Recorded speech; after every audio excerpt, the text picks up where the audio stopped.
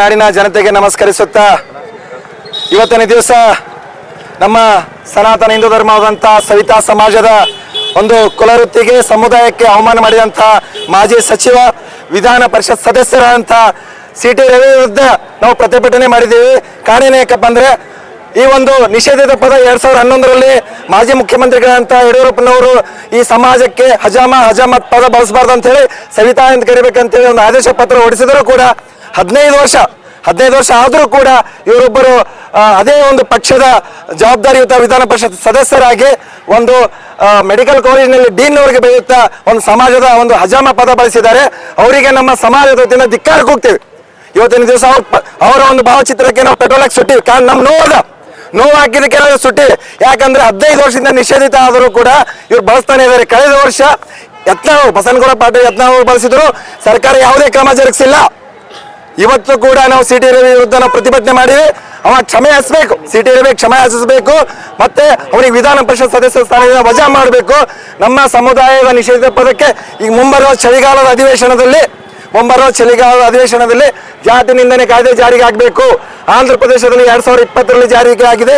ನಮ್ಮ ಕರ್ನಾಟಕದಲ್ಲಿ ಅದೇ ಮಾದರಿಯಲ್ಲಿ ಆಗಿ ನಮ್ಮ ಸಮುದಾಯಕ್ಕೆ ನ್ಯಾಯ ಕೊಡಿಸ್ಬೇಕಂತೇಳಿ ಈ ಒಂದು ಪ್ರತಿಭಟನೆ ಮುಖಾಂತರ ನಾವು ಮಾನ್ಯ ಮುಖ್ಯಮಂತ್ರಿಗಳಿಗೆ, ಗೃಹ ಸಚಿವರಿಗೆ, ಕಲಬುರಗಿ ಜಿಲ್ಲಾ ಉಸ್ತುವಾರಿ ಸಚಿವರಿಗೆ, ಮಾನ್ಯ ಮುಖ್ಯಮಂತ್ರಿಗಳಿಗೆ ನಾವು ಮನವಿ ಸಲ್ಲಿಸಿದ್ದೇವೆ.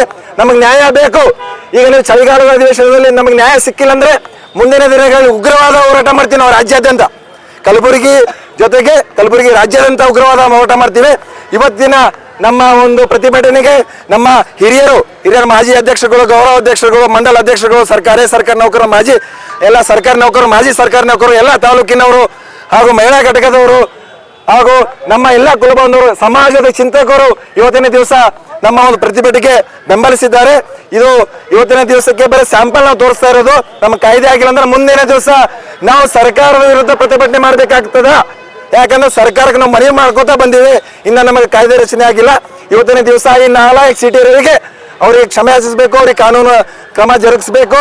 ನಂತರ ನಮಗೆ ಈ ಒಂದು ಪ್ರತಿಭಟನೆ ಮುಖಾಂತರ ಚಳಿಗಾಲದ ಅಧಿವೇಶನದಲ್ಲಿ ನಮಗೆ ಜಾತಿ ನಿಂದನೆ ಕಾಯ್ದೆ ಜಾರಿಯಾಗಬೇಕಂತ ತಮ್ಮೆಲ್ಲರ ಮಾಧ್ಯಮ ಮುಖಾಂತರ ಮಾನ್ಯ ಮುಖ್ಯಮಂತ್ರಿಗಳಿಗೆ, ಜಿಲ್ಲಾ ಉಸ್ತುವಾರಿ ಸಚಿವರಿಗೆ ಮನವಿ ಮಾಡ್ಕೊತಾ ಇದ್ದೀವಿ.